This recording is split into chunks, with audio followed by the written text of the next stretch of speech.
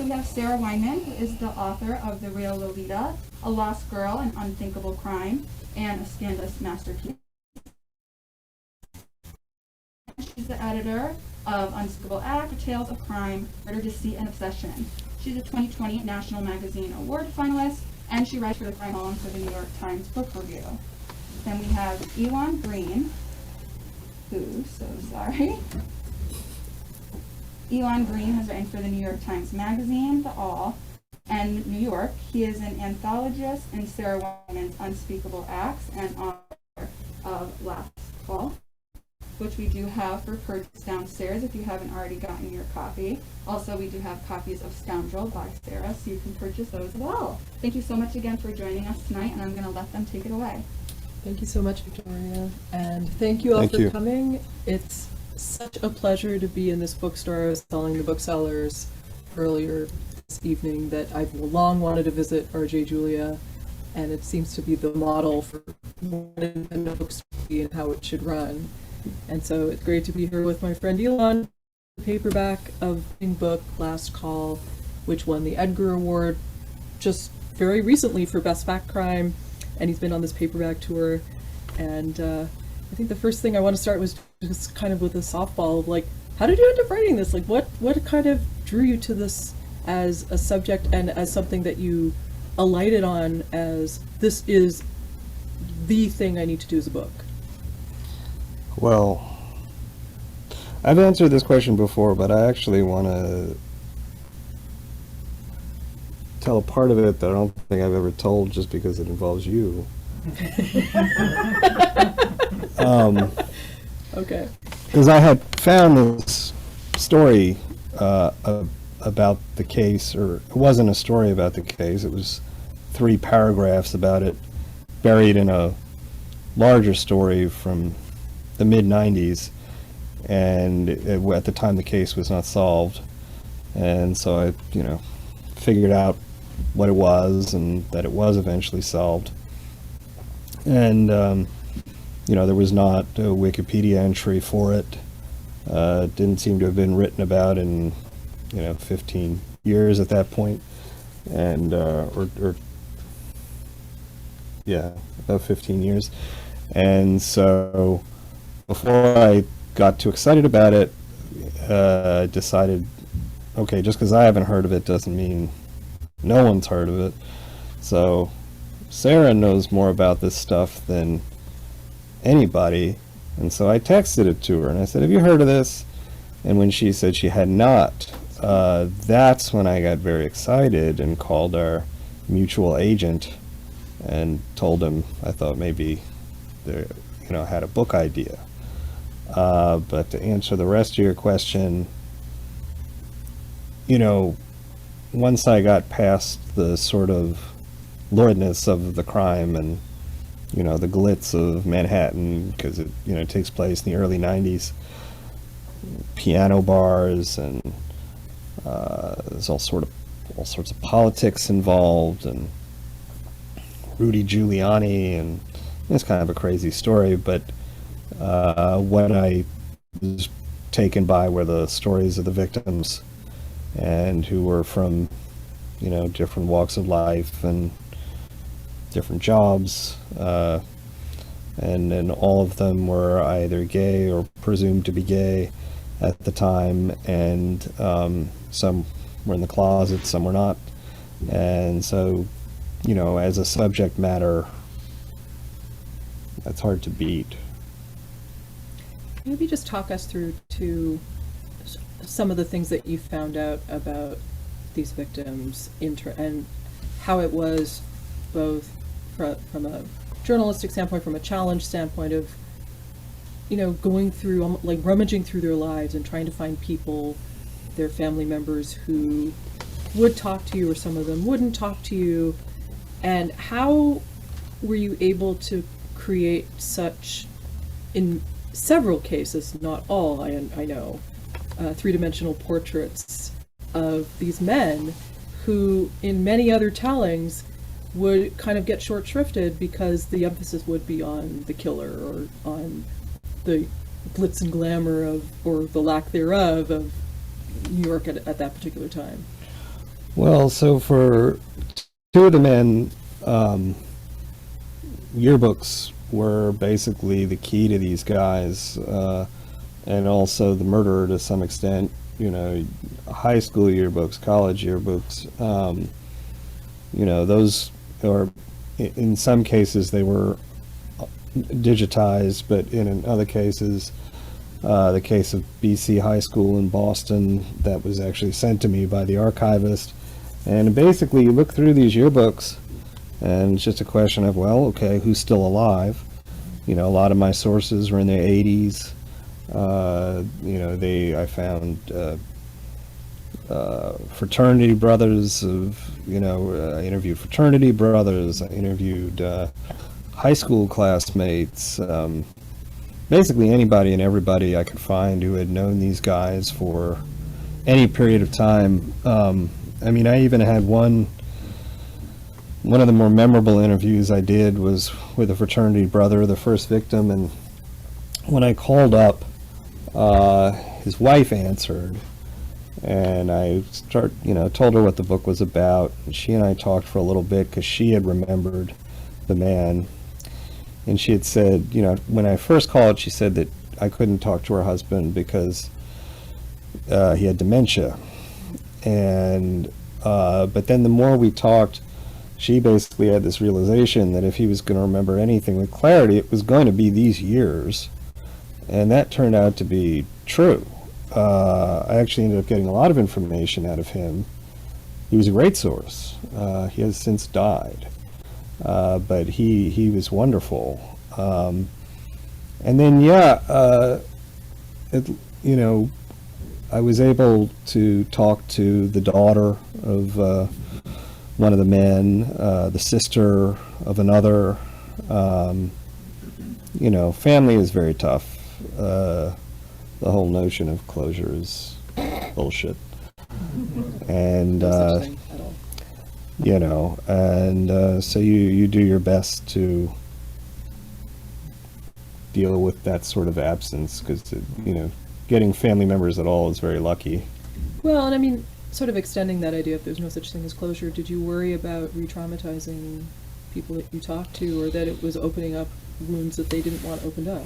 Yeah, I mean, increasingly so. And it was really sort of clarified for me late in the process when I was writing about the man who turned out to be sort of the earliest victim. And his high school girlfriend had agreed to talk to me, and I use a pseudonym in the book because she was actually a university president and fairly well known in academic circles. And she called me a couple of weeks after we talked, and she said, well, that wrecked me. She said, I haven't been able to do much of anything since we talked. Wow. And I think she still finds it hard because she had never. People who talked to me were telling me stories that they hadn't been able to tell anybody in their own life, and one of the first lover of the earliest of the New York victims. I cold called him. He had been identified during the trial as a roommate, and about halfway through the conversation, he let slip that in fact he wasn't really a roommate, and he hadn't talked to anybody. Kids, they didn't know about this. He said, I think only half jokingly, that he was grateful for the book so he wouldn't have to talk to his kids about it. So you're getting as unvarnished a version of the story as nobody I had talked to had ever talked about this to anyone in their life. I think what people have really responded to, and I know I responded to it early, and I've read multiple drafts as Elon was working on Last Call. A lot of patience. But I think what kept me as a reader coming back to this book, and I know that it kept you coming back, was trying to not only tell the story of these men as individuals, but also the backdrop of these men at a time when LGBTQ people were so marginalized when the AIDS crisis was in full swing. There was a recent piece in the New York Times about Ed Koch just getting at his own contradictions and sort of self-loathing in the midst of these crises and not being able to be his full authentic self as a gay man.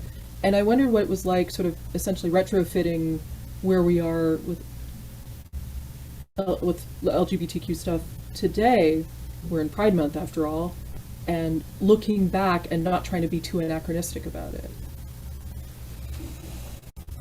I mean,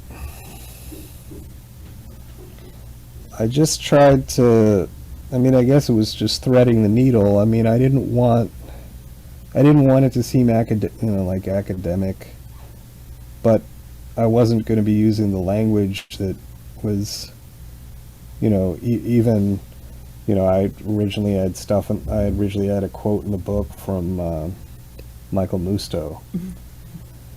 And it was the longtime columnist of the Village Voice for those. And one of the editors suggested I take it out because while it was a quote, it was actually really offensive. Yeah. And so I was trying to mostly keep somewhat the language of the period, because I really didn't want to sprinkle in, like, you couldn't find like the word intersectionality in the book, like, put it that way. But I also just didn't want the language to be like, you don't want to sound like a detective. Right. So it's kind of, I don't know, I sound like me, I guess. You just, the way I think about style is just whatever, when you start writing, you write in cliches, you write in whatever style you're trying to emulate, and then your style is what's left over once you strip all that away eventually, and that's what you're left with. And so whatever my style is, it's that. So you brought up detectives, and I also wanted to sort of not shift gears, but just sort of move gears a little bit, which is, you had a lot of cops as sources, and I wondered, they were helpful, but I also wondered what sort of complications arose from relying on cops as sources, especially when there are so many examples of newspapers, other media, even books that just sort of take what they say at face value. I mean, for the most part, it wasn't a lot of complications because I already had a lot of documentation about the direction of the investigation. So for the most part, I was using them for color and to talk to me through stuff that had been kept out of the press.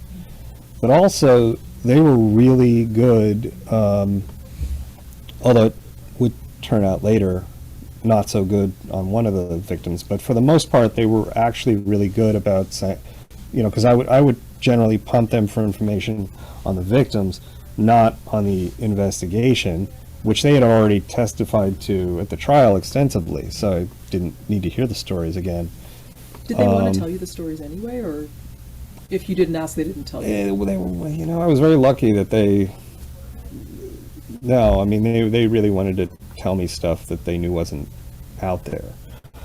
And I was very lucky that there had already been, a couple of like crappy TV segments on this case that they didn't like, and so they were happy to give me everything else. But no, they were really good sources on who would have known people best oftentimes. I wish I could talk more about where they were not so good, but it will come up in some future year. Right? Yeah, there's projects involved. There are also, and I think there are a couple of ways in which our books kind of have commonalities. One which I'll get to shortly, but one is just like the number of like random weird famous people who sort of trip through the narrative. In Scoundrel, like, you have Mary Higgins Clark, who attended the initial trial of the teenage girl Victoria Zelinsky, who was murdered by the titular scoundrel Edgar Smith, and then Truman Capote shows up. and some other just, I think Norman Mailer's mentioned it as well. And you have Rudy Giuliani, who you mentioned, and Bernard Kerik. And Well, my favorite, and it's a story that I learned because I was in the apartment of the main piano player in the book, and I had basically gone over to his place once once it was time to write his chapter. And I said, his name is Rick, and I said, okay, Rick, start from the beginning. And he's like, what do you mean the beginning? And I was like, oh, well, I want your whole life, so start at the beginning. And he eventually gets to a part in his life where he's living and working in St. Martin. And then he says in passing, oh, and then I had a fling with Jasper Johns. And then he moved on. And he, and I said, okay, stop. Let's back up and let's flesh that out a little bit about Jasper Johns. He says, okay. And so, because of the story he told me, the chapter, begins with this actually poignant, kind of lovely account of his fling with Jasper Johns. And it's probably the only, non-violent, horrible part of the book. It's actually kind of sweet Yeah. in its own way. And then you actually reached out to Jasper Johns, too. I did. Well, so as soon as I started writing the chapter, I got very worried that at some point down the line, the lawyer who was going to vet the book was going to either make me take it out or make me change the name, because Jasper, while within the art world people knew he was gay or bi, that doesn't come up in the personal section of his Wikipedia. So, Well, I think now that he's had that gigantic retrospective where they, Yeah, were very upfront about his long relationship with Rauschenberg. But yeah, but before then, yeah, and so I got really worried about this. So I sent an email to his gallery and heard nothing back. And then about a week before I was supposed to deliver the book, I got really worried about it again. And so I was put in touch with Susan Sontag's biographer, because I was told that he would be the guy who could help me get in touch with Jasper. And he said, why? And so I told him the story, and he gave me Jasper Johns' personal email, and he said, you may not get much out of him, but he will write back. And within an hour or two, he was in my inbox, and what he wrote is a footnote in the book. He basically didn't remember it, but he also, first of all, didn't deny it, and also confirmed that he was on the island at the time.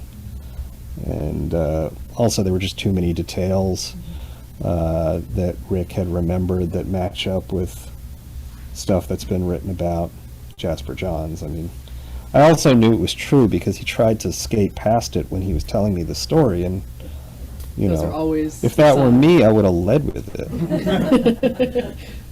But if you had led with it, then you would have known that it wasn't true. Yeah. But I think this also leads into just some of the other sort of larger issues and subcultures that you were getting into: the piano bars, the AntiViolence Project, AIDS activism. And I wonder what it was like not only researching them, but trying to figure out how much of this material needed to be in Last Call, and sort of shoehorning all that and shaping it into, the readable narrative that it is, but also not falling down the rabbit holes over much. Well, who's to say I didn't? I mean, there were definitely some battles with the editors. They questioned whether or not I should really grind the narrative to a halt to spend an entire chapter talking about an anti-violence group, and I said yes, in fact I do have to do that. My feeling was that, first of all, I wanted to go into detail on these subcultures because I was interested, and I felt that in order to understand basically everything else in the book, you had to understand all of this, or at least I did. You know, but also I just thought you only really have one shot to write about the history of the AntiViolence Project, because the clock's always ticking on stuff like this. People die and then no more story.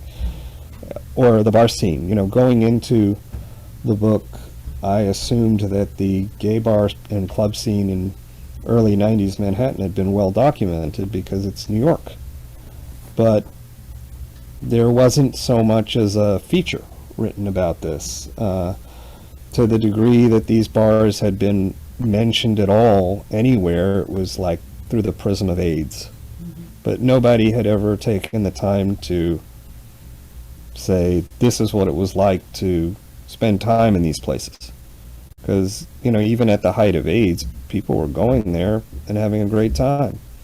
And I wanted to know what it was like for these men to walk through this space. So I felt I'll take as much time as I damn need to convey that. It's almost like so much of what you were chronicling was you were marinating in loss, that you had to not only compensate for that, but actually go further and show that these were these stories mattered, these scenes mattered. And so just what was it like to talk to people who experienced and were part of the, you know, this nightlife, this of the culture, and just could celebrate it? It was a blast because people had so much fun talking about this stuff. I mean, and they had, you know, time of their lives in these places. And, you know, even one of the bartenders who said that she stopped, I said, oh, how many friends and regulars did you know who died of AIDS? And she said, well, I stopped counting at 250.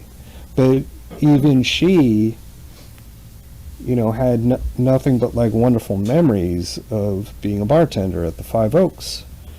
And Rick, you know, same with him, you know, he said we lost three bartenders and piano players to AIDS, but he had just nothing but wonderful things to say about, like, you had to understand, you know, why people still went to these places and why they missed them after all these years. Yeah. And that it wasn't just a hunting ground for a serial killer or in a different instance, a spree killer who happened to show up. Well, or even you have to understand why the serial killer would have enjoyed these places too. Yeah. Like, he wasn't just going so he could find people to kill. He was going because he liked the music. He liked the music and he found people to kill. Yeah. But that brings me to, I think, the other sort of main commonality between Last Call and Scoundrel, that the killer is the least important person in the book. And that was something I set out consciously to do, that even though he's the title guy, that it was much more important for me to cast that net in around the people who were most harmed by him. And was that something you sort of consciously set out to do from the get-go, and why? Yeah, I mean, more so than what ended up in the book, because in the proposal for the book, the murderer is actually not in it. He's like a presence sort of in the shadows, and then they catch him, and then that's it. And actually, it's kind of amazing that my publisher was okay with that at the time. Or maybe they felt that that was a battle that they could pick with you later? Yeah, that's more likely, actually. Or maybe they felt that I would succumb. But yeah, the original intention was not to write about him at all. And although I had done a lot of research, that was just more to kill time. But then I got to a point in the book, in the narrative, which I was writing chronologically, where I had to fill like 5.5 years when the case went cold. And I didn't know what to do. And so then that's when I decided, oh shit, I have to write about his life, because there's nothing else happening here and the narrative has to keep moving.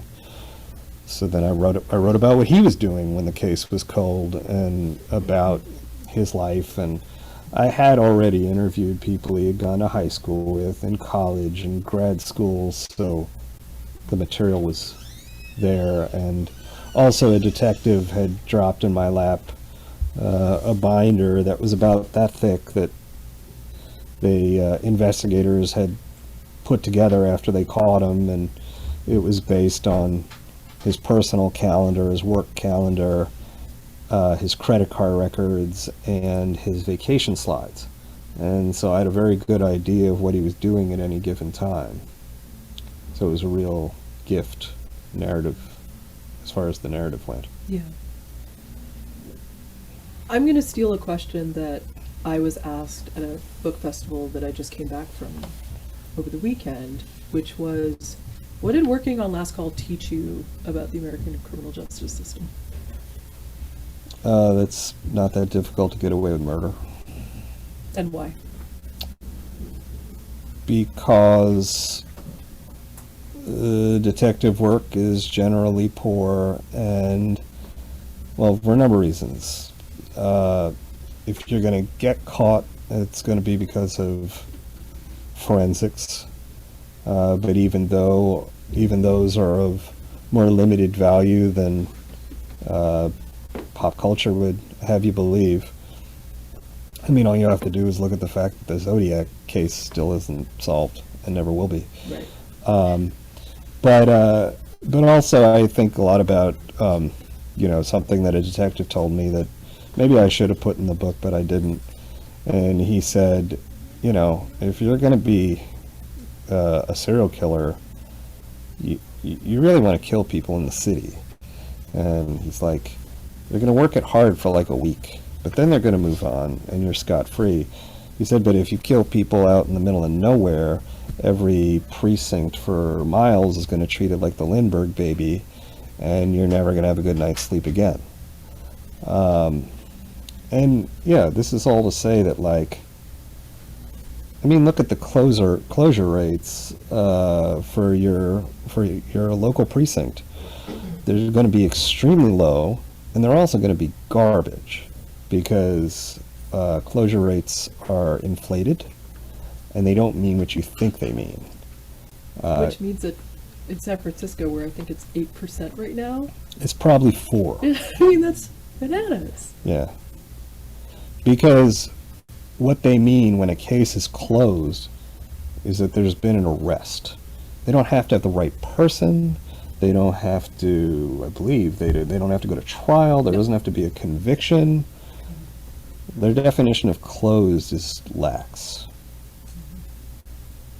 But just to also follow up on what that source of yours told you, like, I think it's really important to stress that Last Call took place in the early 90s and maybe, a little bit the late 80s, which was peak murder rate for New York City, peak crime. Like, whatever people are complaining about crime rates, it is nowhere close to how things were 30 some odd years ago. And I just wondered if you could just, like, get into that context. Yeah, I mean, in 1990, there were 2,245 homicides in New York City. And that's, I have to imagine that's, what, 10 times what it is now? Maybe 7. Or 7? Yeah. But, like, there would be 4 dead kids in the Bronx, and that wouldn't even rate a story. They'd be found in a lot in the Bronx. And I'm not just using that as, that's not a hypothetical, that's a story I got from the crime desk editor of the Daily News. I was interviewing a gay investigative reporter from the period, and he said, the only way your murder was going to be written about in those years is if you were white, rich, and killed in Central Park. And that's only like a slight exaggeration. I mean, people always express... Or white, rich, and raped in Central Park. Right, yeah. Right. I mean, people always express surprise that, I had written about this case that people didn't know. And I think people underestimate how many murders happen and then just don't get written about. Or at least don't get written about in places they read. Because actually, this case was reasonably well documented in some ways. But yeah, I mean, that's another thing too. It's like the number of people that get murdered and then there's no story about it anywhere. I mean, obviously it's worse now, but back then, even then. Well, back then it would have just been from Right. sheer volume. Now it's because Right. of fewer outlets. Right. I mean, and you also have to like understand how reporters end up getting these stories. So, the crime desk editor walked me through it when I was writing another story. He said, so there'll be a murder that will happen. Patrolman will show up, detective will show up. The detective will file the report. At some point, there's like 2 other layers before it gets to public affairs.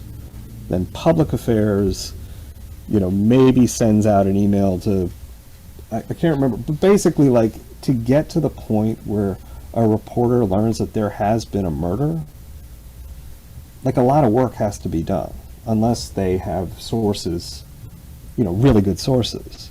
So like all this stuff just happens, and you're never going to know. And especially what I was saying before, that so many reporters rely on the police as their lone source. Yeah.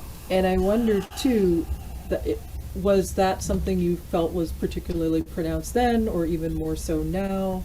Like, how do you see sort of the difference of coverage from 30 so odd years ago compared to today? Like, if the last call killer was active now, what would be different about the coverage?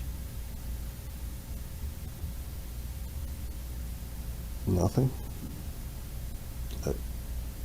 Nothing. Yeah. Because the fact is that, there were a lot of pluses to how it was written about. People actually did take the time to write about the lives of the men as far as they, could, for the most part. I mean, the local publications actually did a pretty good job.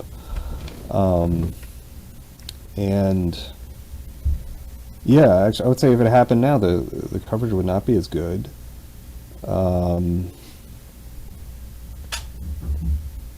I'm not sure any aspect of it would be improved. I guess there'd probably be less certainty about the sexuality. I don't think that Peter Anderson or Tom Mulcahy would be presumed to be gay. That's my guess, if it happened now. Unless they themselves were less closeted, in Right. which case. But, Right. now we're getting into serious counterfactuals here. Right. But this also, I think, just in terms of like present day coverage, this book obviously has been marketed as true crime. It won the Edgar for Best Fact Crime. It's, I printed one of your stories in a true crime anthology. And we've talked about this before, and we'll continue to keep talking about it again, but how ambivalent are you about true crime as compared to before? Or what is the changing nature of your relationship with this infernal genre? I still don't like it. I mean, there are still exceptions. Whether it be, I mean, in my working definition of the genre keeps changing too. I mean, you have straight up frauds like in Cold Blood, but then you have great works like Killers of the Flower Moon, or Lost Girls, or Scoundrel. But I think that part of the problem is that people's definition of true crime is sort of stuck in like 1988, and it's like it's not just Anne Rule, I mean, Anne Rule was great for what she did. Absolutely. She had a lot of poor imitators, but Many. not her fault. No. People didn't realize how well sourced she was. They didn't understand the time that she had put in as a Right. cop reporter. Yeah. But I try to think about the genre a bit more broadly now, and look at the stuff that the genre really oftentimes prizes like the really weird stuff, the exceptional stuff, you know, the dismemberments or cannibalism or, you know, The more lurid, the better. right. I mean, you know, the John List murders. I mean, there's even now another podcast about it where a man kills his whole family. But when I think about what true crime should be, it's the more systemic stuff. You know, is it a true crime that cops, you know, shoot and kill 1,000 people Absolutely. a year? I think so. But does it get talked about it that way? No. I mean, if you are covering police shootings, you're covering a crime blotter, even if you don't know it. And also, I feel like we have to bring up the piece that you wrote, the appeal, in the fact that this genre is still so damn white. Right. And, you know, that's a story for another day, but I will say that I think one of the reasons I was able to write the book and talk to so many cops is because I'm white. I'm white and I'm straight, and I think if a reporter tried to go in and do this book not being both of those things, there would have been a lot of resistance because you know, I wasn't presumed to have an agenda. I mean, I did, but they didn't know that. They couldn't see it because you were a straight white dude. So now that this book has been out over a year now, and I'm wondering what's been sort of the most surprising reactions or people who came out of the woodwork who you weren't able to talk to, or just like what's sort of your sense of like what's your relationship with this book now as compared to say when it was first published? Well, I mean, I'm more aware of the stuff that I got wrong, which I also unfortunately can't talk about. NDAs. Yeah, NDAs. But I've been really happy with the number of people that have reached out to me because they knew people in the book. You know, even like minor characters like the late Joe Gallagher, who I write about for, I don't know, a page and a half because he went home with the murderer and lived to tell the tale. I heard from one person who knew him from the piano bars and another who had been paralegal with him. And it was amazing to hear more about someone that I only, you know, knew just because I had done an interview with him, but that was the only context that I knew him in, so that was really exciting. And then I heard from a person who told me this incredible story about, and this is actually in the paperback, an essay in the paperback. He said, you know, I took the murderer home, and when he went into the can, he glanced into this gym bag that he had brought with him and saw some ropes and some other stuff and threw him out. But, you know, so there were people who kind of came out of the woodwork a little bit and said, oh, wait a minute, I know this guy. And that's actually been really interesting because it sheds light on his MO. That, you know, that information is actually hard to come by. How interested were you in his MO though? Not really. I mean, I didn't actually give it any thought. Right. But So you're learning information that... once it was handed to me, I thought, oh, that's interesting. So I think we have time to take a few questions, if there are questions to be asked. Can I start with one? Yes, You Sure. picked up? I was interested, so I really liked the idea of focusing on victims rather than the killer. There was one of the interviews I read you mentioned that like there's always some group of people who will be the most oppressed, and that was, you know, the case here, particularly during that time period. I'm interested in, so this is the question I'm trying to get to ultimately is you develop and emphasize that focus on the victims who were, you know, who were oppressed at that time.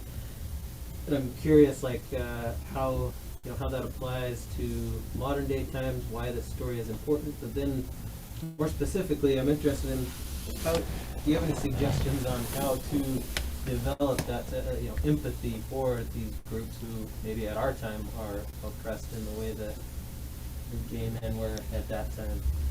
Is that like 3 questions altogether? Well, you choose whichever first I would say that, like, so in this case, you know, I focused on, you know, queer New Yorkers, mostly gay men, and now probably it would be trans people.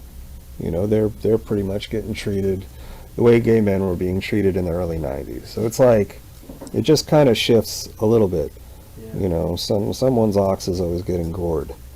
And then, as far as the empathy goes, I just think if you're doing like baseline level journalism and trying to find out about people, then you're going to naturally empathize with them.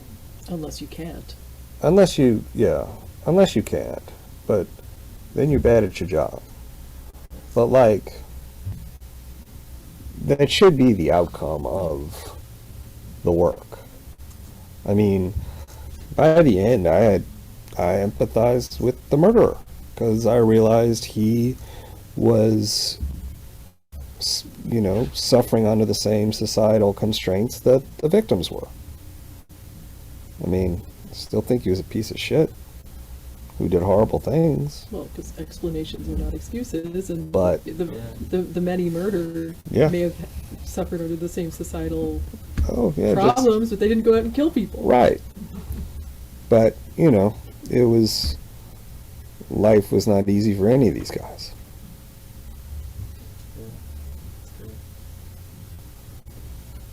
Yes. You don't write much about the murderer in the book, but did you have to do a lot of research on serial killers, per se? Is that important for you to know who these folks are? Not in the slightest, because I think so much of the assumptions about serial killers is absolute nonsense. I remember at one point I was going to write a chapter about what do they call Angels of Mercy. It's like nurses who... Oh, yeah. Right. The Herald And Shipman. so Sarah suggested I talk to this profiler out in...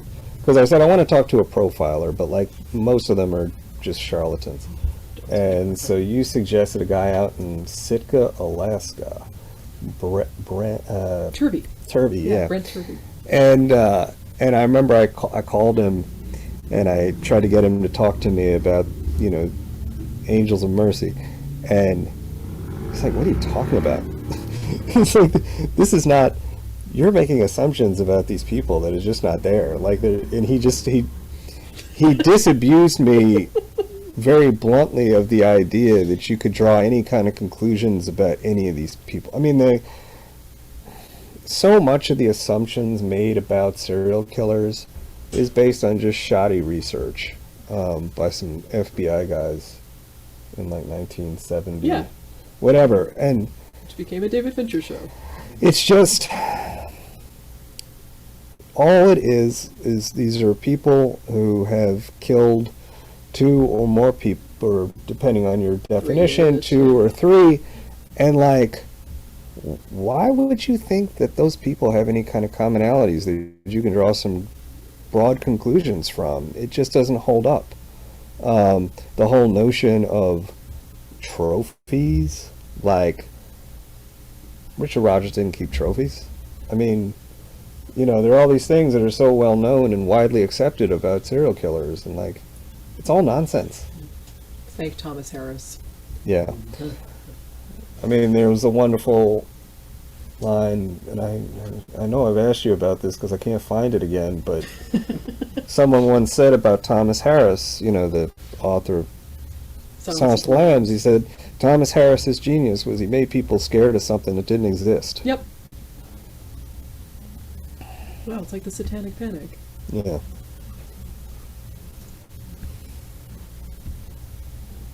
I've got one more. Okay. For you. This, I think both for Sarah and for Elon. And this was one thing I really liked about the paperback is there's a number of pretty good interviews in the back with I think the two of you and maybe another couple of authors. But David Grand, Bob Kolker, and Ben Dreyer. Benjamin Dreyer. yeah. So one of the comments that Sarah made in talking about the real Lolita, there's a part where you mentioned the responsibility that we have in making art and what we borrow from real life. Just interested more in those thoughts, like what that means, like what that responsibility is in making art, or what you think about that. I mean, for the real Lolita, it was kind of a double bind because I'm reading about this girl, Sally Horner, who was kidnapped in 1948, and it went through this terrifying 21-month odyssey ordeal, and ultimately did not live terribly long after she was recovered. But then, in writing Lolita, Vladimir Nabokov references explicitly this storyline, and there's a note card in his archives. And so even though Sally is not the 100% mapped direct inspiration for Dolores Hayes, he did borrow a lot of details from her. And what does that mean in light of how Lolita, the novel, has been received, scrutinized, criticized, corrupted, misunderstood, and so on and so forth. And then here I am trying to contextualize all this and turn this into a book. And am I really doing justice to Sally Horner, or am I adding to the problem? And so this was something that I had to grapple with in putting this book together. I think for you, though, you didn't have to necessarily face a lot of these same existential questions, but there had to have been some similar ones. I mean, my question every day was just, am I getting it right? Because I knew that I was writing a lot. I mean, the stuff about the case aside, I knew I was writing actually a lot of history that wasn't anywhere else. And like I was mentioning earlier, whether it was the history of the AntiViolence Project, which is now 42 years old, is still around, or depicting the gay nightlife, which at that point really only existed in the memory of these bartenders and bar rag editors and in archives across the city. But then also, I had a couple of sources where I took the time to write about gay life in Youngstown, Ohio in the 50s and 60s because one of the victims was from there. And I thought, well, like I talked to the preeminent historian of Youngstown, which you may know it now, but in the 50s and 60s it was one of the 5 or 6 most important cities in the country. Ella Fitzgerald used to fly in for her birthdays. And I said to him, how much has been written about queer life in Youngstown? And he said, not a single sentence. So there's that responsibility, because sort of this is it. The guys who were telling me these stories are in their 80s. When they go, that's it. And that's all that's going to be left.